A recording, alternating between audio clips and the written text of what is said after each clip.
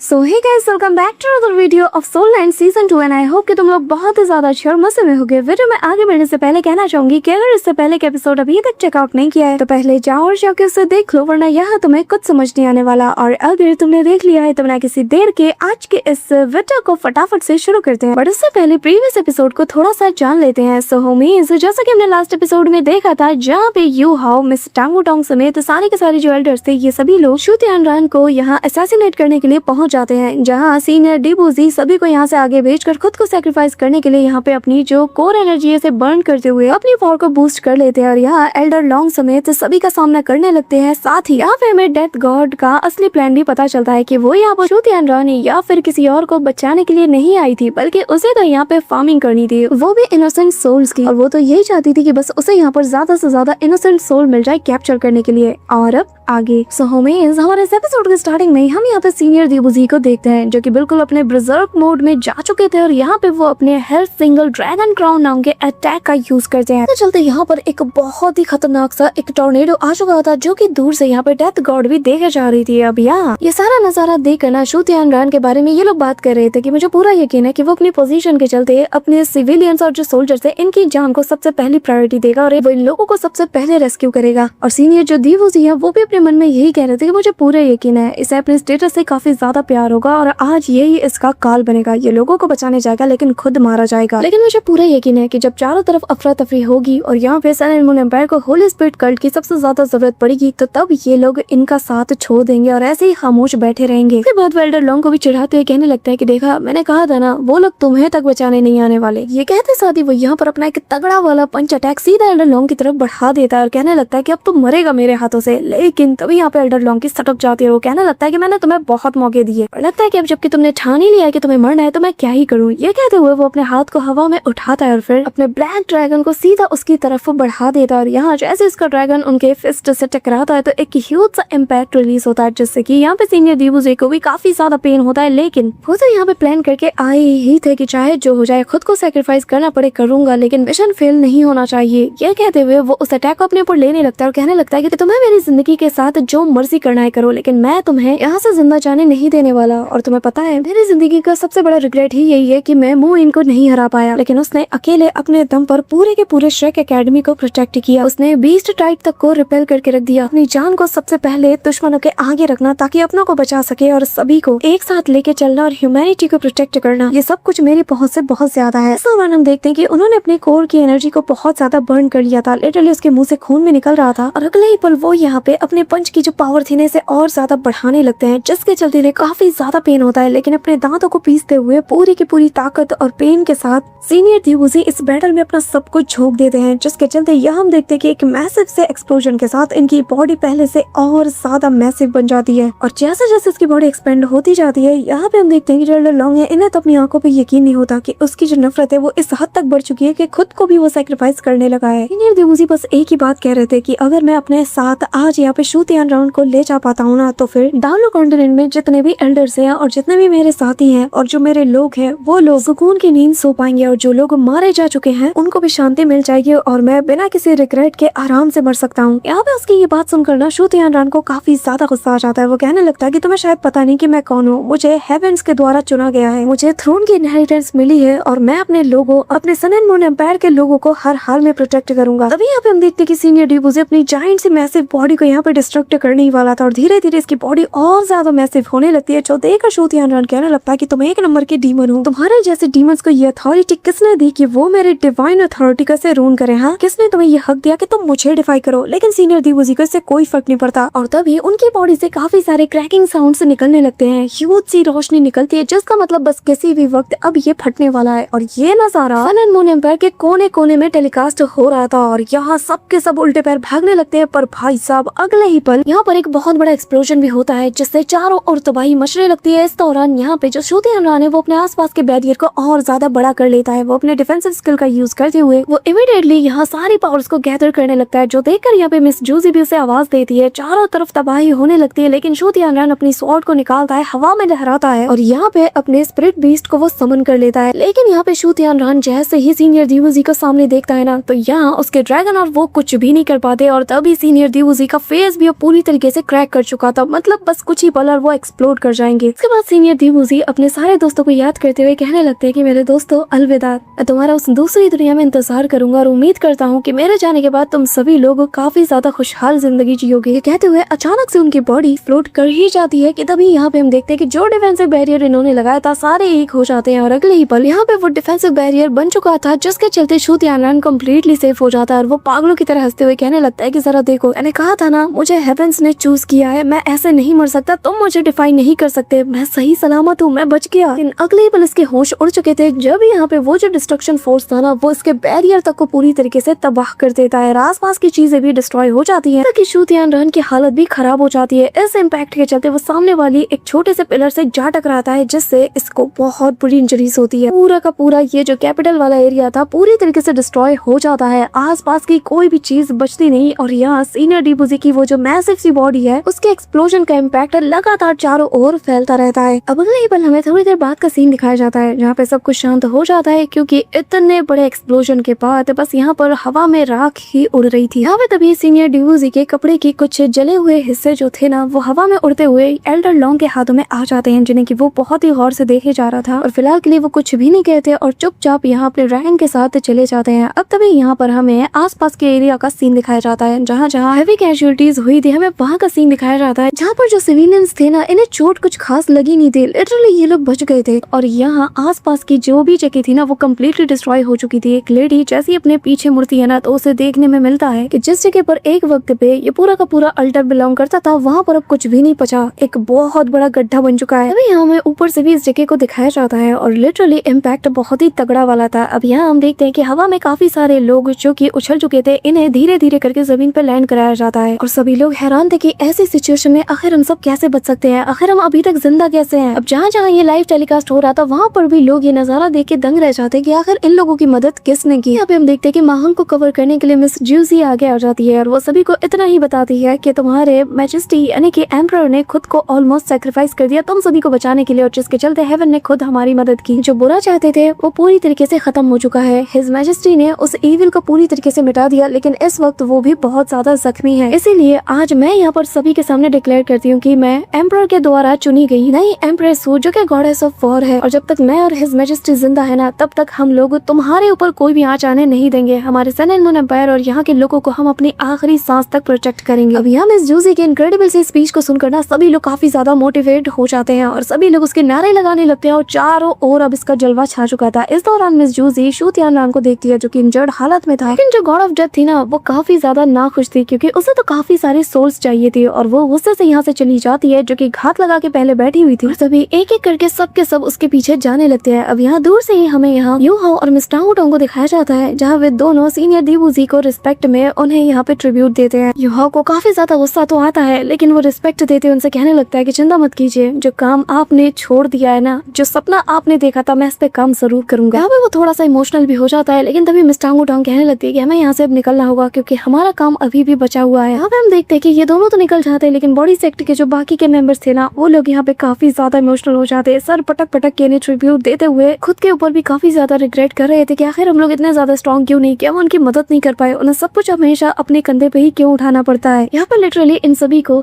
यहाँ पे उसके पुराने साथी सभी लोग बहुत ही ज्यादा इमोशनल हो जाते हैं। यहाँ तक कि दूसरे एम्पायर के लोग भी आज इनके जाने पर बहुत ज्यादा गमगीन थे। ऐसा लग रहा था कि इन्होंने किसी साथी को नहीं बल्कि एक ऐसे इंसान को खोया जिसकी कमी आने वाली जनरेशन में शायद ही कोई पूरा कर पाए। अब इसी दौरान सीन शिफ्ट होता है और तभी हम मिस टांग और यू हाओ को देखते हैं जो कि यहाँ से दूर निकल चुके थे और तभी दोनों एक जगह पे जाके लैंड करते हैं जहाँ इनकी आंखें अभी भी नम थी। बेसिकली यहाँ पर ये लोग बाकी के मेंबर्स के पास पहुंच जाते हैं क्योंकि आफ्टर ऑल इन्हें भी यहाँ से इन्हें सही सलामत बाहर चले जाना था। अब यहाँ तभी सभी लोग खड़े हो जाते हैं उन्हें देखते साथ ही, क्योंकि अब इन्हें निकलना होगा। अब तभी यहाँ पे हम देखते हैं कि जो बाकी के लोग थे ना वो एक एक करके यहाँ पे आ जाते हैं क्योंकि इन्हें भी यकीन नहीं हो रहा था कि वो इस हद तक जा सकते हैं। यहाँ पे तभी हम देखते हैं कि जो सीनियर है वो कहने लगते हैं कि जल्दी करो, हमें यहाँ से जल्द निकलना होगा क्योंकि ये जो पूरा का पूरा मिंगदू माउंटेन वाला जो बाकी का एरिया है ना वो मार्शल लॉ के अंडर आ चुका है। यू हाओ आगे बढ़ो, मैं चाहता हूँ कि तुम हम सभी को लीड करो। अब ये सुनना ही था कि यू हाओ भी अपने काम में लग जाता है। वो इमीडिएटली हमें जवाब देते हुए अपने फोरहेड को टच करता है और तभी यहाँ पर उसका जो टेलीपोर्टेशन फॉर्मेशन है वो भी एक्टिवेट हो जाता है। साथ ही वो यहाँ अपनी पावर्स का यूज करते हुए पलक झपकते ही इन सभी को स्पेशल डिटेक्शन के जरिए से यहाँ से दूर ले जाता है, जिसके बाद ये लोग जैसे ही ठीक ठाक सेफ रेंज में पहुँचते हैं तो अपने अपने बीस्ट के ऊपर सवार होकर और ये लोग आगे की ओर बढ़ रहे थे। अब यहाँ सबका अलग अलग पैथ था और सभी लोगों से फॉलो करते हुए बढ़ रहे थे। हालांकि ये लोग मन में एक ही सवाल कर रहे थे कि हम लोग आए तो साथ में थे, लेकिन ऐसे अकेले जा रहे हैं। हमारा एक साथी आज यहाँ पे हमेशा हमेशा के लिए हमसे दूर हो चुका है। तभी यूहाओ अभी भी खुद को काफी सारे सवालों में पाता है। उसे समझ नहीं आ रहा था कि आखिर इन एंडर्स का मिशन था तो था क्या, क्योंकि मेरी नजर से देखा जाए तो ये मिशन सक्सेसफुल नहीं रहा। अब तभी यूहाओ जो कि मिस टांगुटोंग का हाथ पकड़ के फ्लाई कर रहा था, अचानक से उसे कुछ और हार्ट बीट्स फील होती है, जो देखते साथ ही वो इमीडिएटली अपनी स्पिरिचुअल डिटेक्शन को एक्टिवेट करते हुए कहने लगता है कि ऐसा कैसे हो सकता है, यहाँ पर मुझे 17 हार्ट बीट्स कैसे फील हो रही है। तभी यहाँ पे मिस टांगुटोंग को भी जब ये बात पता चलती है तो वो कहने लगता है कि हाँ ऐसा कैसे हो सकता है, हम लोग तो 16 लोग हैं ना, एक एक्स्ट्रा हार्ट बीट कैसे। तभी यहाँ पे सबकी नजर जाती है सीनियर एल्डर पे, जहाँ हम देखते हैं कि उनके पास एक बच्चा मौजूद था और ये बच्चा किसका है ये तुमने अंदाजा लगा ही लिया होगा। अभी यहाँ से सीन शिफ्ट होकर सन एंड मून एम्पायर का हमें सीन दिखाया जाता है, जहाँ रॉयल पैलेस के अंदर एक लेडी चिल्लाते हुए कहने लगती है नहीं ऐसा नहीं हो सकता। और तभी मिस जूसी की आवाज आती है जो कि कहने लगती है कि मेरा बच्चा, आखिर मेरा बच्चा कहाँ गया। और तभी हमें पालने के अंदर एक डमी का सीन दिखाया जाता है जो कि एक बच्चे का था। जैसा देखते साथ ही मिस जूसी यहाँ पे अनकॉन्शियस होकर गिरने लगती है, क्योंकि उसे यकीन नहीं हो रहा था कि उसके साथ स्कैम हो गया। मिस जूसी इतनी ज्यादा सदमे में थी कि लिटरली इसका क्राउन उसके सिर से गिर जाता है। और तभी सीन शिफ्ट होता है, हमें यूहाओ और मिस टांगुटोंग को दिखाया जाता है, जहाँ पर जब वो भी इस न्यूज को सुनते हैं ना, उनके भी पैरों तले जमीन खिसक जाती है और दोनों ही यहाँ पे चौंकते हुए कहने लगते हैं कि क्या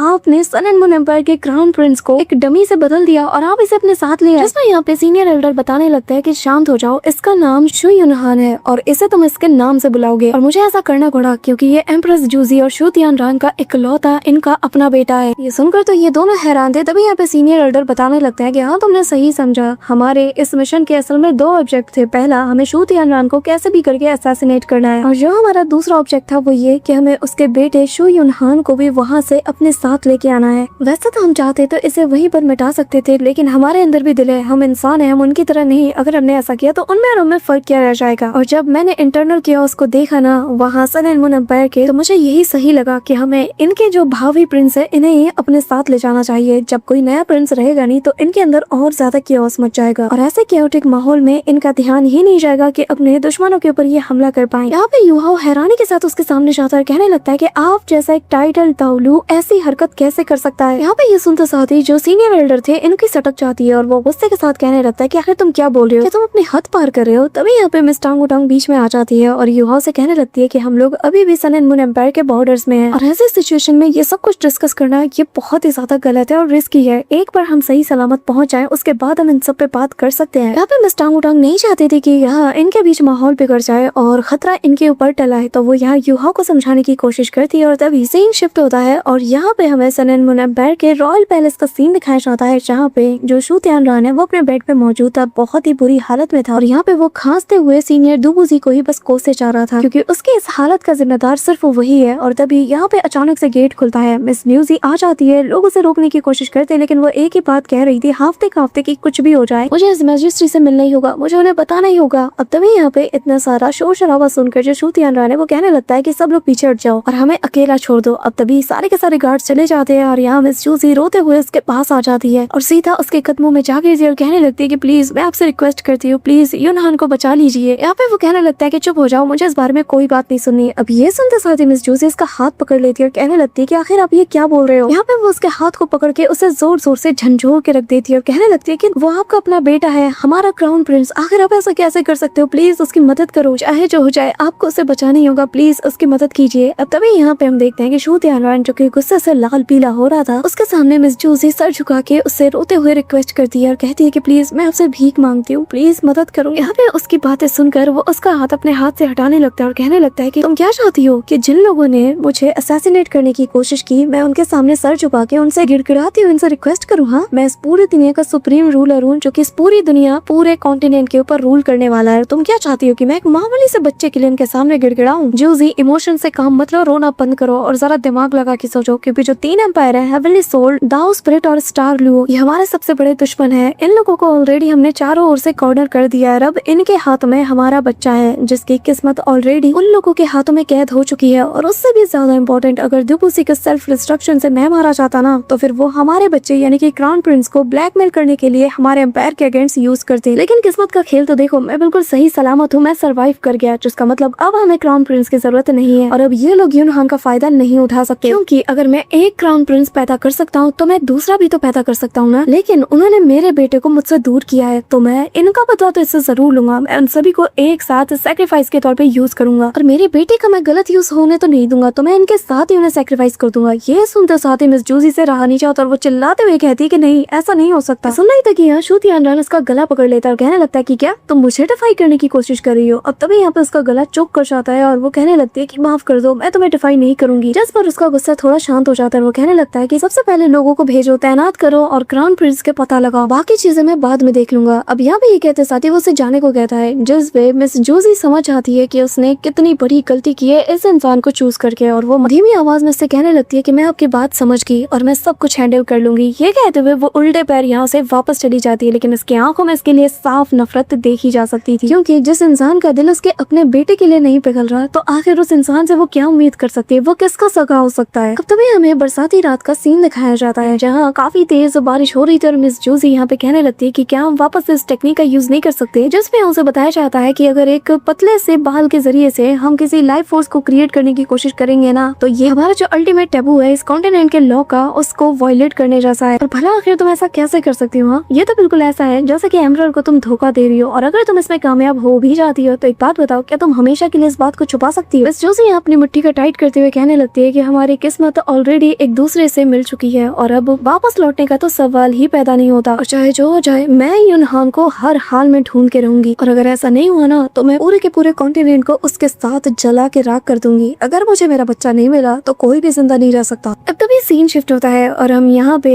जो व्हाइट टाइगर ड्यूक और बाकी सारे लोगों को देखते हैं, जहाँ पे प्रिंसेस वीना समेत जो बाकी के लोग थे सभी लोग यहाँ पे सीनियर दीबूजी के मौत पर काफी ज्यादा दुखी थे। सभी लोग कुछ देर के लिए मौन धारण कर लेते हैं और यहाँ सभी उन्हें याद करते हुए उनके लिए प्रे भी करते हैं। यहाँ पे व्हाइट टाइगर ड्यूक उनकी शान में कुछ बातें भी कहते हैं कि अगर आज उन्होंने खुद को सैक्रिफाइस ना किया होता तो शायद कोई भी जिंदा वापस लौट नहीं पाता। उन्होंने सन एंड मून एम्पायर के जो सुप्रीम एल्डर है उनके सुप्रीम एम्परर को रोका है, पूरे के पूरे सन एंड मून एम्पायर को इतना बड़ा जख्म दिया है कि जिससे उबरने में इन्हें काफी वक्त लगेगा, और हम में से कोई भी डाउलू कॉन्टिनेंट का कोई भी शख्स उनके इस एहसान को कभी नहीं भूल पाएगा। उनका ये सैक्रिफाइस हमेशा हमारी आने वाली जनरेशन तक याद रखा जाएगा। यहाँ हम देखते हैं कि बॉडी सेक्टर के काफी सारे लोग यहाँ बहुत बुरी तरीके से रो रहे थे, क्योंकि उन्होंने इतने बड़े सीनियर को खोया है कि जिसका अंदाजा कोई लगा ही नहीं सकता। अब यहाँ पे हम यूनहान को देखते हैं जो कि रोने लगता है, और तभी यहाँ पे व्हाइट टाइगर ड्यूक कहते हैं कि अब हम सभी लोग आगे क्या करना है इसके बारे में अंदर जाके डिस्कस करेंगे। अब यूहा और टांग वुटांग ऑलरेडी जानते हैं कि उन्हें क्या करना था। वो लोग अंदर जाते साथ ही यहाँ पे जितने एल्डर्स थे उन सभी से कहने लगते हैं कि शू तियानरान अभी जिंदा है, वो मरा नहीं है, तो अब ये बच्चा हमारे किसी काम का नहीं, ये कोई वैल्यू होल्ड नहीं करता, और अब मेरे ख्याल से हमें जल्द से जल्द इसे सन एंड मून एम्पायर की तरफ वापस भेज देना चाहिए, क्योंकि इस बच्चे को हम अपने पास रख के क्या करेंगे। भले ही हम लोगों से बहुत ज्यादा नफरत करते हैं, हमारे बीच नफरत तो बहुत ज्यादा डीप हो चुका है, लेकिन इसका इस छोटे से मासूम से बच्चे से कोई लेना देना नहीं। यहाँ पे हम देखते हैं कि सभी लोगों की इस वक्त तो बोलती बंद हो चुकी थी, लेकिन जो सीनियर एल्डर है वो कहने लगता है कि तुम इस बच्चे को मासूम कह रहे हो, ये कहीं से मासूम नहीं है, ये शू तियानरान का खून है, उसका क्राउन प्रिंस है, और हमें इसे बार्गेनिंग चिप की तरह यूज करना है, और इसी के जरिए से हमें दूबूजी और बाकी जितने भी लोगों ने अब तक खुद को सैक्रिफाइस किया है ना, अपने खून का बलिदान देकर अपने लोगों को बचाया है, उन सब का बदला हमें लेना है। शू तियानरान के चलते जितने लोगों की जान गई है उन सब का हिसाब हमें इससे लेना ही होगा। अब यहाँ पे हम देखते हैं कि दीबूजी का सुनकर बॉडी सेक्टर के लोग काफी ज्यादा गुस्से में आ जाते हैं, लेकिन तभी यूहाओ आगे आता है और कहने लगता है कि लॉर्ड तियानयांग भूलिए मत कि आप पहले एक इंसान हो, आखिर आप अगर उनके जैसे ही हरकत करोगे तो आप में और उनमें क्या फर्क रह जाएगा। ये सुनकर हम देखते हैं कि जो सीनियर एल्डर ने काफी ज्यादा गुस्सा आता है और तियानयांग आगे आते हुए कहने लगता है कि आखिर तुम्हारी हिम्मत कैसी हुई, हाँ आखिर तुमने क्या बोला। जिस पे यूहाओ भी पीछे नहीं हटता, वो कहने लगता है कि सीनियर दूबूजी वो खुद को सेल्फ डिस्ट्रक्ट करके हमारे लिए एक डाइवर्जन को क्रिएट करने के लिए राजी हुए, लेकिन इसलिए नहीं कि आप लोग एक मासूम बच्चे को उसके माँ से अलग कर दो, और अगर उनके पास ये ऑप्शन होता ना तो वो खुद को फिर भी सेल्फ डिस्ट्रक्ट करने का ऑप्शन ही लेते, लेकिन कभी भी आप लोगों के इस काम में आप लोगों का साथ नहीं देते। क्यों, मैंने सही कहा ना, तभी तो